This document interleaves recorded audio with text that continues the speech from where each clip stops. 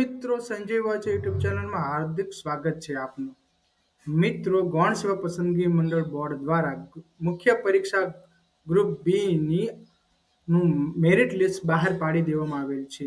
તો જે પણ મિત્રો મેરિટ લિસ્ટમાં આવ્યા છે તેમને બધાને ખૂબ ખૂબ અભિનંદન, કોંગ્રેચ્યુલેશન. હવે મિત્રો તમારી મુખ્ય પરીક્ષાની તૈયારી કરવાની શરૂઆત થઈ ચૂકેલ છે. ઘણા મિત્રોને મુખ્ય પરીક્ષા એટલે કે ગ્રુપ બી અંગેની જે સિલેબસ છે તેના વિશે માહિતી નહીં હોય, પણ ગ્રુપ બીમાં કયો કયો સિલેબસ છે, એમાં કયા કયા વિષયોને આવરી લેવામાં આવેલા છે તેની તમામ માહિતી તમને આ વિડીયોમાં મળી રહેશે. તો મિત્રો, તમામ માહિતી મેળવવા માટે, સિલેબસની માહિતી મેળવવા માટે આ વિડીયો સાથે ઠેઠ સુધી સંકળાયેલા રહેજો. ચલો મિત્રો જોઈએ ગ્રુપ બી ના સિલેબસની વાત કરીએ. તો મિત્રો, મુખ્ય પરીક્ષા ગ્રુપ બી ની જે જાહેરાત હતી તેની જે પરીક્ષા છે એ મુખ્ય પરીક્ષા 120 મિનિટની અને 200 માર્ક્સની એમસીક્યુ પદ્ધતિથી લેવામાં આવશે મિત્રો. બરાબર. હવે મિત્રો આગળ જોઈએ તો કે ગ્રુપ બી માં એનો સિલેબસ શું રહેશે મિત્રો. તો મિત્રો સૌપ્રથમ સિલેબસ વાત કરીએ તો કે સૌપ્રથમ ઇંગ્લિશ, જે આપણને એનો ગુણભાર છે 20 માર્કનો. મિત્રો ગ્રુપ બી માં ઇંગ્લિશમાં 20 ગુણભાર રહેવાનો છે, જેમાં tense, active voice, passive voice, direct, indirect, transformation of sentence, use of article and determinants, use of adjectives, preposition and conjunction, verbs and adverb, noun and pronouns, use of idiomatic express, પછી synonym and antonym, one word of substitutions, affix, word that case of confusion like homons and homophones. મિત્રો, જે આપણે આ ગૌણ સેવા પસંદગી મંડળમાં English છે. હવે મિત્રો ઘણા મિત્રોને પ્રશ્ન હશે કે ઇંગ્લિશ માટે તૈયારી શું કરવી. મિત્રો, આપણા અત્યારે બજારમાં ઘણા પ્રકારની બુકો મળી રહે છે કે ઇંગ્લિશ માટે શું કરવું, પણ દરેક મિત્રોને એક છે કે ઇંગ્લિશ માટે આપણે 8, 9, 10 નો ગ્રામરની બુક છે એ આપણે વાપરીએ, જેથી એમાં વધારે પ્રમાણમાં આપણને માહિતી મળી રહે. ત્યારબાદ મિત્રો ગુજરાતી, જેનો ગુણભાર 20 માર્ક છે.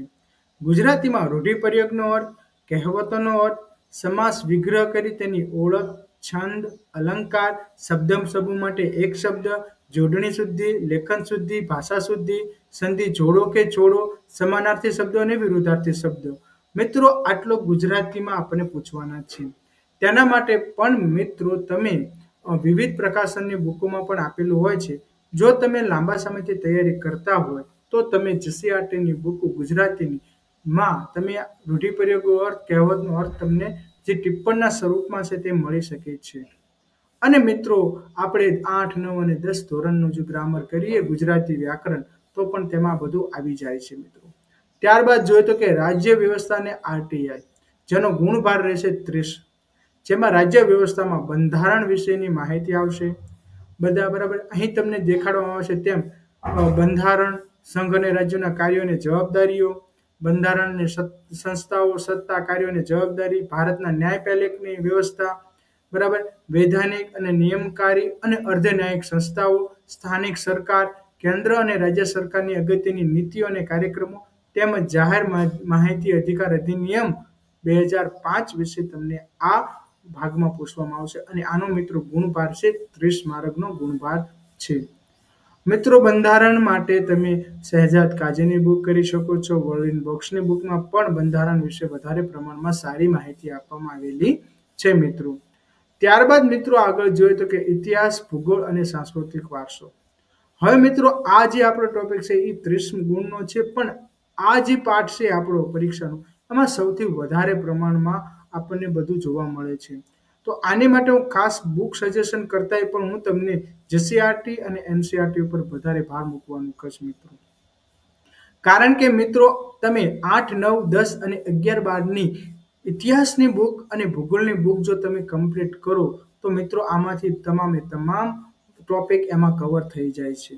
તેમજ અલગ અલગ પ્રકાશનો છે કે જેમાં સારી માહિતી આપેલી છે, પણ અલગ અલગ પ્રકાશનો ખરીદવામાં તમારે જાજો એવો પૈસાનો વ્યય થઈ શકે છે. તો મારો તો સજેશન છે કે પહેલા જીસીઆરટી અને એનસીઆરટી કમ્પ્લીટ કરો તો તમને ઇતિહાસ અને સાંસ્કૃતિક વારસો તેમજ ભૂગોળનો ત્રણ ટોપિક કમ્પ્લીટ કવર થઈ જશે મિત્રો તમે અહીં સ્ક્રીનશોટ પણ લઈ શકો છો કે કયા કયા વિષય આપણને પૂછવામાં આવશે મિત્રો. તો કે ઇતિહાસમાં આ વિષય પૂછવામાં આવશે, તેમજ સાંસ્કૃતિક વારસોમાં આ અને ભૂગોળમાં આટલું આપણને પૂછવામાં આવશે મિત્રો. હવે મિત્રો ત્યારબાદ પાંચમો ટોપિક છે અર્થશાસ્ત્ર, પર્યાવરણ અને વિજ્ઞાન અને ટેકનોલોજી, જેના 30 ગુણ છે. મિત્રો અર્થશાસ્ત્ર માટે હું તમને રિકમેન્ડ કરીશ ધોરણ 11 અને 12ની ટેક્સ્ટ બુક, કે જેમાં તમને સારું એવું પ્રમાણમાં માહિતી મળી રહેશે.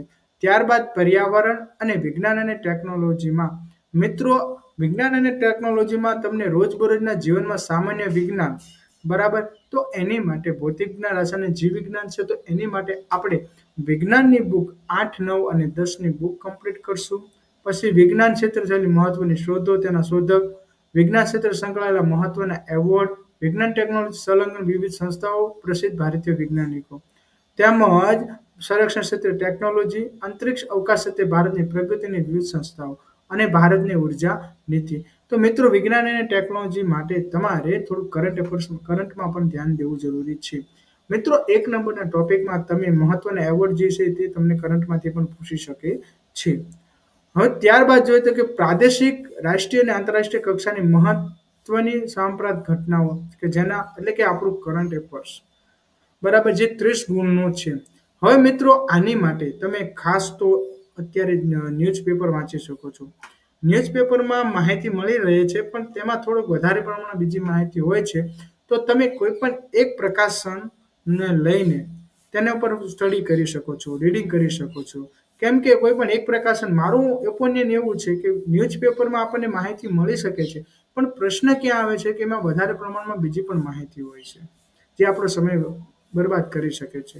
ન્યૂઝપેપર તો વાંચવા, પણ તે સિવાય કમ્પ્લીટ માહિતી આપણને કોઈ પણ પ્રકાશનમાંથી પણ આપણને મળશે, જેના કરંટ અફેર્સનું પ્રકાશન હોય, જેનું માસિક પ્રકાશન પણ તમે લઈ શકો છો, મહિને જે આવતું હોય છે કરંટ અફેર, એ પણ વાંચી શકો છો મિત્રો. ત્યારબાદ સામાન્ય બૌદ્ધિક ક્ષમતા, અને જેના 40 ગુણ છે. મિત્રો આ જે વિષય છે, આ વિષયમાં તો તમને કહેવું જ ન પડે, કારણ કે મિત્રો તમે ગ્રુપ બીની પ્રાથમિક પરીક્ષા એટલે કે પ્રિલિમિનરી એક્ઝામ પાસ કરીને આવ્યા છો, અને આ વખતે સૌથી વધારે ગણિત અને બધું તેમાં જ આપણને જોવા મળ્યું હતું. એટલે આ ટોપિક તો તમારે કમ્પ્લીટ તૈયાર જ હશે. આની માટે તમે સ્પેશિયલ પ્રકાશન નથી કહેતો, એનું કારણ છે કે બધાની અલગ અલગ તૈયારી કરવાની રીત હોય છે. એટલે મારું તો એક સજેશન છે કે તમે અઠવાડિયે 2 ટોપિક તો તૈયાર કરો, તો જેથી તમારો જ્યારે પરીક્ષા આવશે ત્યાં સુધીમાં 10 ટોપિક કવર થઈ જશે. મિત્રો કુલ ગુણ 200 છે અને 120 મિનિટ મળશે તમને, બરાબર. અને પરીક્ષા માધ્યમ ક્રમાંક એટલે કે અંગ્રેજી માટે ઇંગ્લિશ ભાષા રહેશે, જે આપણને પહેલું અંગ્રેજી હતું એ. ત્યારબાદ ક્રમ નંબર 2 થી 7 માટે ગુજરાતી ભાષા મિત્રો રહેશે. તો મિત્રો આ હતું આપણે ગ્રુપ બી ની જે પરીક્ષા લેવામાં આવનારી છે, મુખ્ય પરીક્ષા MCQ ટાઈપની, તેનો આખો સિલેબસ મિત્રો હતો. આ સિવાય જો ન કાંઈ ખબર પડે તો મિત્રો કોમેન્ટ બોક્સમાં જરૂરથી કોમેન્ટ કરજો. અને મિત્રો હવે તમે ગ્રુપ એનો ટૂંક સમયમાં સિલેબસ કયો હશે તેનો વિડીયો પણ તમને ટૂંક સમયમાં મળી રહેશે. તો તે માટે તમે સંજીવ આચાર્ય ચેનલ સાથે સંકળાઈ રહેજો, તેને સબસ્ક્રાઇબ કરજો. અને હા મિત્રો, આ માહિતી તમારા દોસ્ત એટલે કે મિત્રો સુધી પણ શેર કરજો, જેથી તેમને પણ મુખ્ય પરીક્ષાની તૈયારી કરવા માટેની માહિતી મળી રહે.